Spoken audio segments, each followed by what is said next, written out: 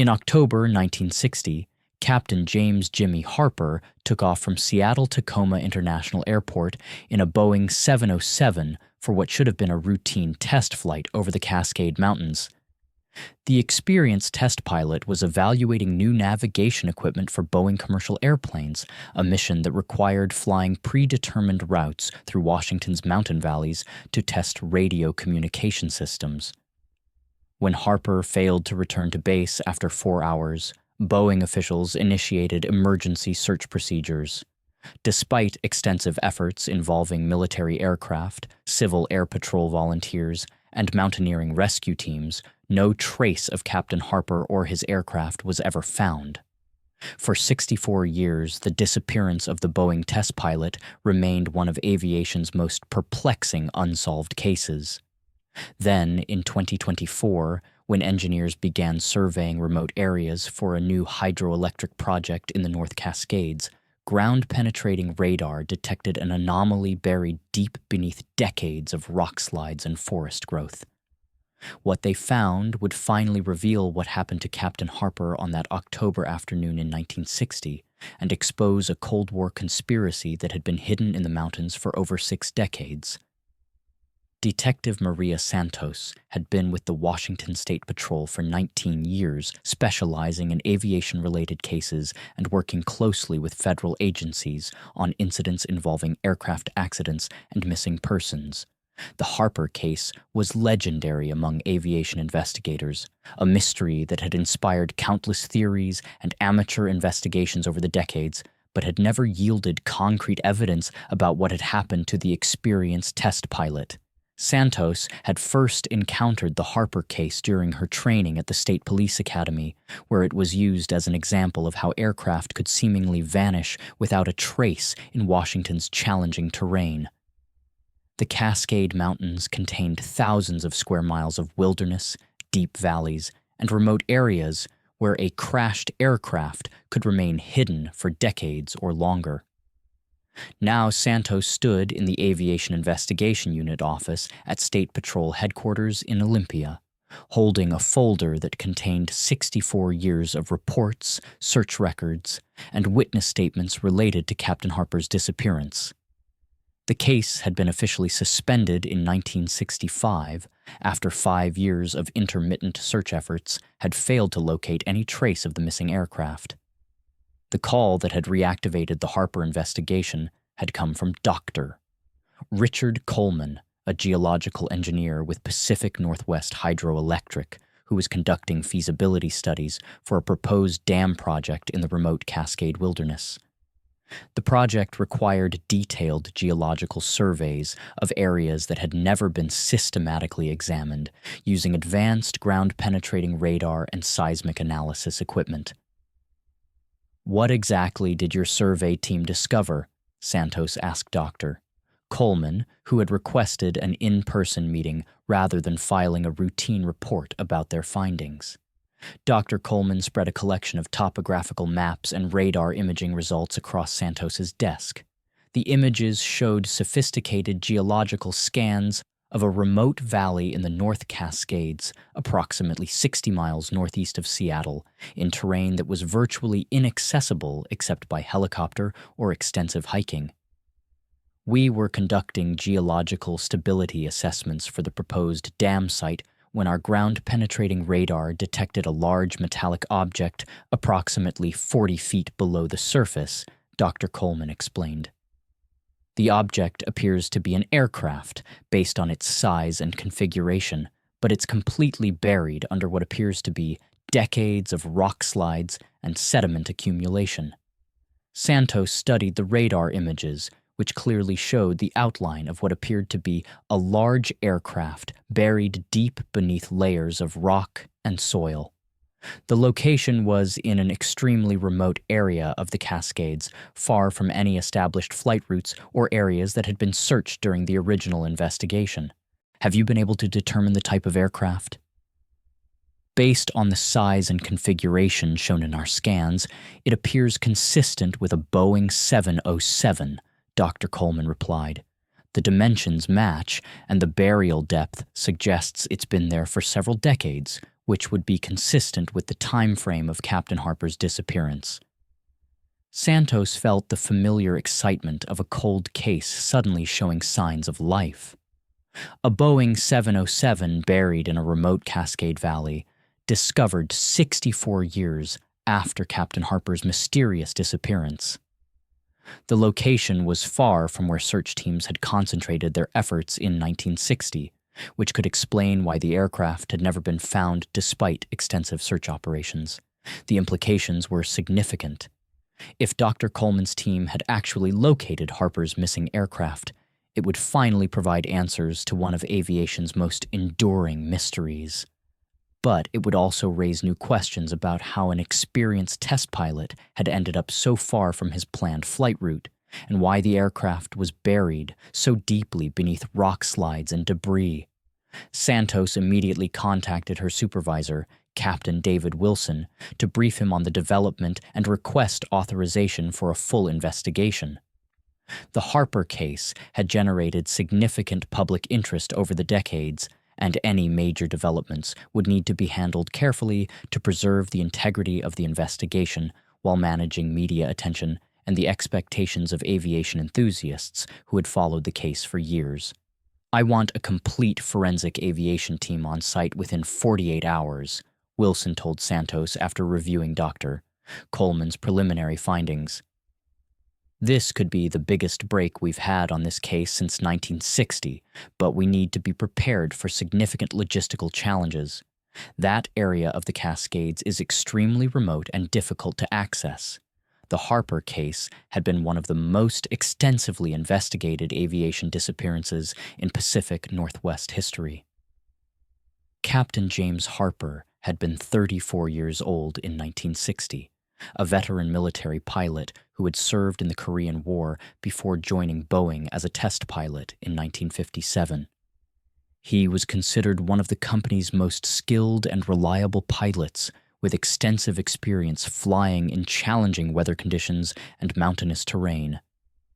On October 15, 1960, Harper had been assigned to conduct a routine test flight to evaluate new VHF radio navigation equipment that Boeing was developing for commercial aviation use. The mission required flying predetermined routes through the Cascade Mountains to test the equipment's performance in areas where radio signals could be affected by terrain and atmospheric conditions. Harper's planned flight route had been carefully plotted to take him through several mountain valleys and over specific navigation waypoints where the radio equipment would be tested. The route was designed to last approximately 4 hours, with Harper scheduled to return to Seattle-Tacoma International Airport by 6 p.m. The aircraft Harper was flying was a Boeing 707-120, registration number N707BA, one of the early production models that Boeing was using for flight testing and crew training. The aircraft was equipped with the latest navigation and communication equipment, including emergency locator beacons and backup communication systems that should have allowed Harper to maintain contact with ground control even in challenging conditions. Harper had taken off from Seattle-Tacoma at 1:47 p.m. on October 15th, following standard procedures for test flights. His initial radio communications with Boeing flight operations had been routine, confirming that all aircraft systems were functioning normally and that he was proceeding according to his planned flight route. The last confirmed radio contact with Harper had been at 3:23 p.m., when he had reported passing over a navigation waypoint near Snoqualmie Pass and continuing northeast toward the next checkpoint on his route.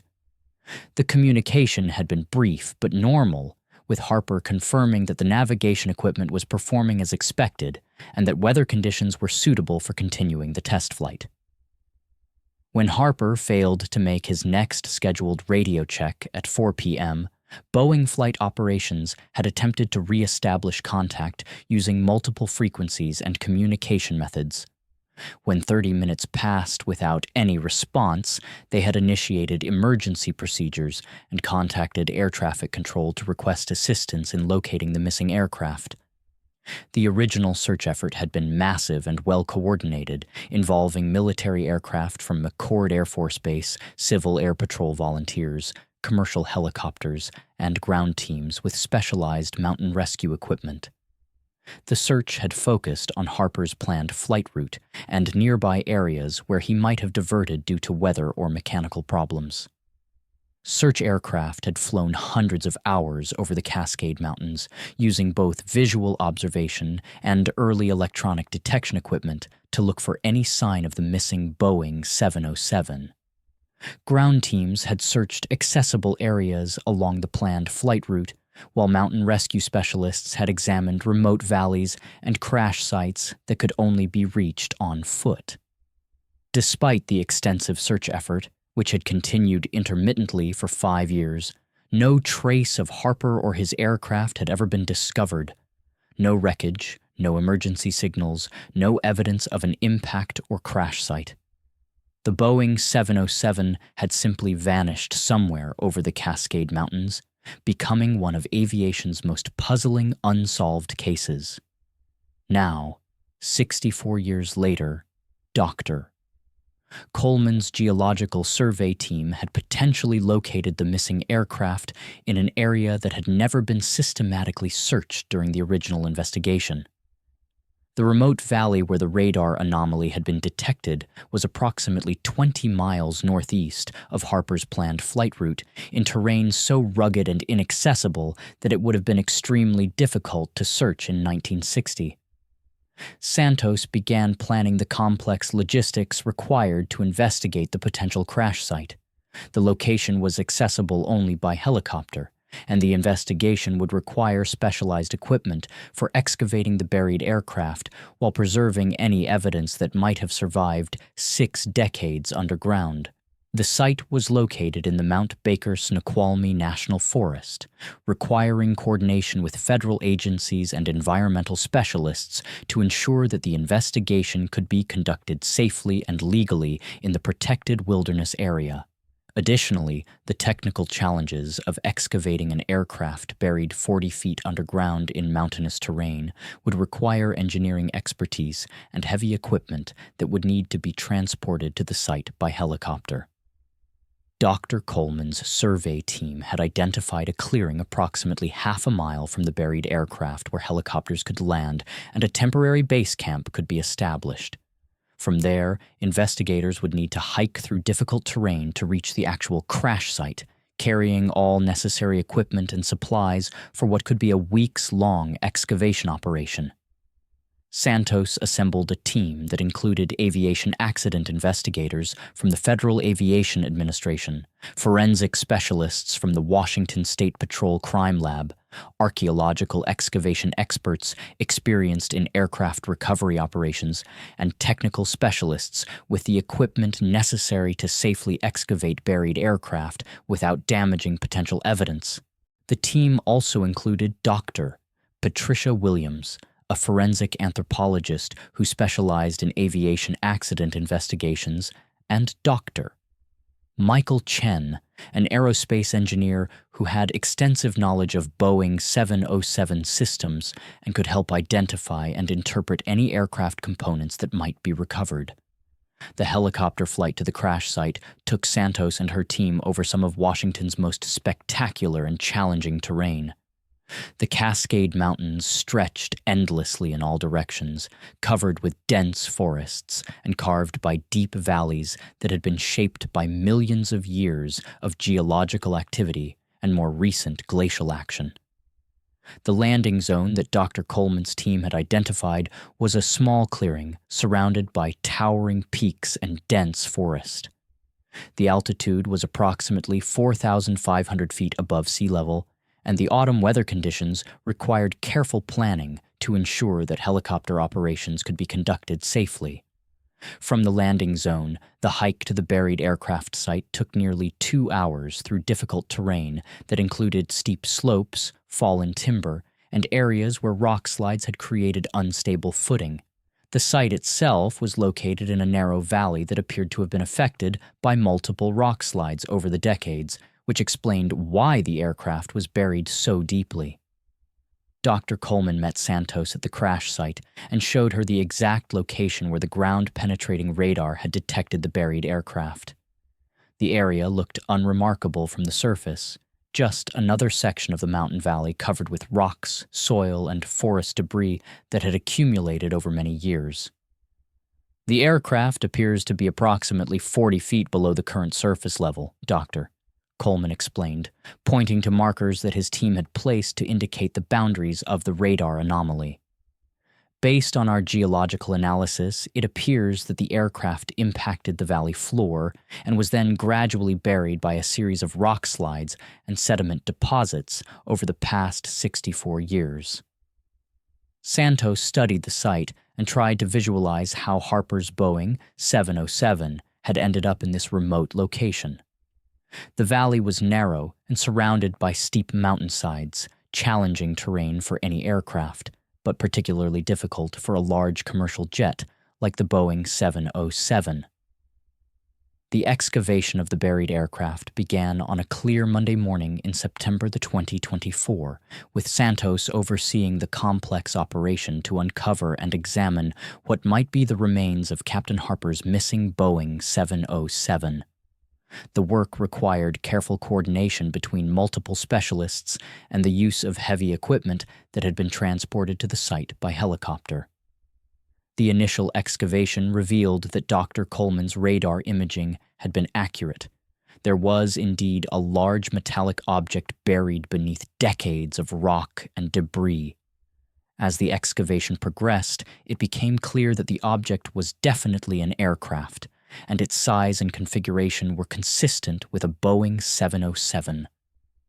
The first identifiable aircraft component to be uncovered was a section of the wing structure which bore Boeing manufacturing markings and serial numbers that could be used to positively identify the aircraft. Dr. Chen examined the wing section and confirmed that the markings were consistent with the Boeing 707-120 that Captain Harper had been flying when he disappeared. "This is definitely Harper's aircraft." Dr. Chen told Santos after examining the wing components and comparing them to Boeing production records. The serial numbers match, and the configuration is exactly what we would expect for the aircraft he was flying in 1960. As the excavation continued, more sections of the aircraft were uncovered, including parts of the fuselage, landing gear, and engine components. The aircraft appeared to have impacted the valley floor at high speed, causing significant structural damage, but many components remained identifiable and could provide important clues about what had happened during the flight. Most significantly, the excavation team located the aircraft's cockpit area, where Captain Harper's remains were found still strapped into the pilot's seat. The preservation was remarkable, protected by the aircraft structure and the controlled environment created by the deep burial. Dr. Williams, the forensic anthropologist, conducted a careful examination of the remains and confirmed that they were consistent with a male in his 30s, matching Captain Harper's physical description. Personal items found with the remains, including a pilot's watch and identification documents, provided additional confirmation of the pilot's identity. But it was the discovery of Harper's flight log and personal notes, remarkably preserved in a waterproof case, that provided the most shocking revelation about what had actually happened during his final flight. Harper's handwritten notes, dated October 15, 1960, revealed that he had not been conducting a routine navigation equipment test as Boeing officials had claimed. Instead, he had been involved in a classified mission related to Cold War intelligence operations, carrying secret equipment and following a flight route that had been coordinated with federal agencies. According to Harper's notes, his Boeing 707 had been equipped with classified surveillance equipment designed to monitor Soviet communications and detect potential missile launch sites in remote areas. The equipment was being tested as part of a broader program to use commercial aircraft for intelligence gathering operations while maintaining the cover of routine test flights. Harper's final log entry, written apparently just before the crash, revealed that he had discovered something during his surveillance mission that had prompted him to deviate from his planned flight route. Detected unusual radio transmissions from remote site in North Cascades, he had written. Investigating source. appears to be foreign intelligence operation. The implications were staggering. Captain Harper had apparently discovered evidence of Soviet intelligence activities in the remote Cascade Mountains and had been investigating when his aircraft crashed. His disappearance hadn't been the result of mechanical failure or pilot error. It had been related to Cold War espionage operations that had been kept secret for over 6 decades. Santos immediately contacted federal authorities to report the discovery and request assistance in investigating the intelligence aspects of Harper's mission. The case had suddenly expanded from a simple aircraft accident investigation to a potential Cold War espionage case with implications for national security. FBI agents and intelligence specialists arrived at the crash site within hours of Santos's report, bringing additional resources and expertise to examine the classified equipment that had been recovered from the aircraft. The equipment included sophisticated radio monitoring devices and cameras that were far more advanced than typical aircraft navigation systems. The federal investigation revealed that Harper had been recruited by the Central Intelligence Agency in 1959 to participate in a classified program codenamed Operation Skywatch, which used civilian test pilots to conduct surveillance missions while maintaining cover as routine aircraft testing operations. The program had been designed to take advantage of the fact that test pilots regularly flew over remote areas that would be difficult for military aircraft to access without attracting attention. By equipping civilian aircraft with classified surveillance equipment, intelligence agencies could monitor potential threats and gather information about foreign activities in areas near the Canadian and Mexican borders. Harper's final mission had been part of an investigation into reports of unusual radio transmissions and possible foreign intelligence activities in the remote areas of the North Cascades. The surveillance equipment on his aircraft had detected communications that appeared to be coming from a clandestine facility located somewhere in the mountainous wilderness. When Harper had deviated from his planned flight route to investigate the source of the transmissions, he had apparently been shot down by personnel protecting the secret facility. The crash site's location in the narrow valley suggested that Harper had been trying to make an emergency landing after his aircraft had been damaged by ground fire. The federal investigation expanded to include a search for the secret facility that Harper had been investigating when he was killed. Using Harper's surveillance data and modern satellite imaging, investigators were able to identify a remote area approximately 10 miles from the crash site, where there was evidence of historical human activity and structures that were not consistent with normal forestry or recreational use. A ground team was dispatched to investigate the suspected facility location and found the remains of what appeared to have been a sophisticated communications and monitoring station. The facility had been abandoned decades earlier, but enough evidence remained to confirm that it had been operated by foreign intelligence agents during the 1960s.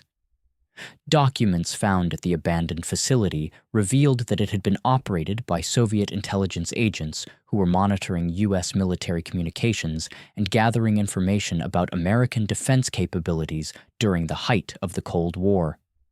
The facility had been established in the remote Cascade Wilderness specifically because its location made detection by U.S. intelligence agencies extremely unlikely. Harper's surveillance mission had apparently succeeded in locating the secret Soviet facility, but the intelligence agents operating it had detected his aircraft and had shot it down to prevent their activities from being exposed.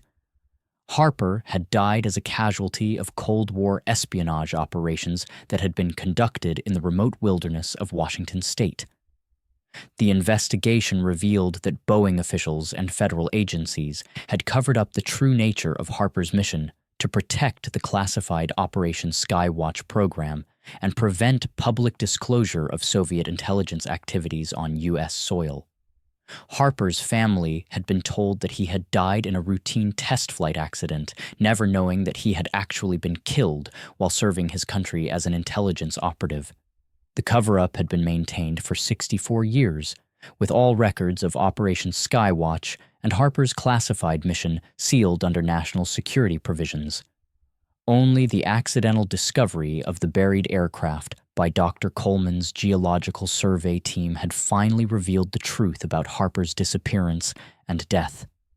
Santos worked with federal authorities to notify Harper's surviving family members about the true circumstances of his death and his service as an intelligence operative during the Cold War.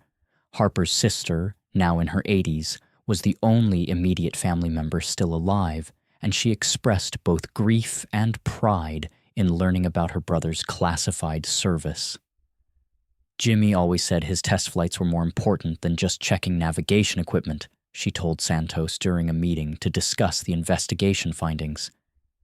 He couldn't tell us details because of security restrictions, but he hinted that he was doing important work for the country. Now we finally understand what he meant. The case attracted significant media attention when details of the Cold War espionage operations were declassified and released to the public. Harper's story became part of the broader historical record of intelligence activities during the height of the Cold War, when both American and Soviet agents conducted covert operations in remote areas along international borders. Boeing company officials acknowledged that they had been aware of Harper's classified mission, but had been required to maintain secrecy about Operation Skywatch and other intelligence programs that used civilian aircraft and pilots. The company expressed regret that Harper's family had not been able to know the true circumstances of his death and his service to his country. The discovery of Harper's aircraft and the revelation of his classified mission led to reforms in how intelligence agencies handle the deaths of civilian operatives and communicate with their families. New procedures were established to ensure that families of intelligence operatives who die in the line of duty receive appropriate recognition and support, even when the details of their missions must remain classified. Captain Harper was posthumously awarded the Intelligence Star for his service as a civilian intelligence operative and his sacrifice in defending national security during the Cold War. The award ceremony was attended by his surviving family members, former Boeing colleagues, and intelligence officials who had worked on Operation Skywatch. The crash site in the North Cascades was designated as a memorial to Harper and other civilian operatives who served in classified intelligence operations during the Cold War. The remote location ensures that the site will remain undisturbed while serving as a reminder of the sacrifices made by individuals who served their country in secret operations. Santos concluded her investigation with the satisfaction of having finally solved one of aviation's most enduring mysteries and having provided closure to Harper's family after 64 years of uncertainty. The case had demonstrated that even the most carefully concealed secrets could eventually be revealed through advances in technology and changing political circumstances. The mountain valley that had hidden Harper's aircraft and the truth about his mission for over 6 decades had finally given up its secrets. Harper's story became part of the historical record of Cold War intelligence operations, and a reminder that some of the most important service to country is performed by individuals whose contributions remain hidden for decades. The Boeing 707 that had carried Harper on his final mission was carefully recovered from the crash site and transported to the Museum of Flight in Seattle, where it became part of an exhibit about Cold War aviation and intelligence operations. The exhibit included Harper's personal effects, declassified documents about Operation Skywatch, and information about the role that civilian pilots played in intelligence gathering during the Cold War. Harper's legacy lived on not only in the historical record, but also in the improved procedures for supporting the families of intelligence operatives and the ongoing efforts to eventually recognize the contributions of individuals who serve in classified operations. His story became a reminder that the price of freedom often includes sacrifices that remain hidden from public view for many years, but that are no less important for being secret.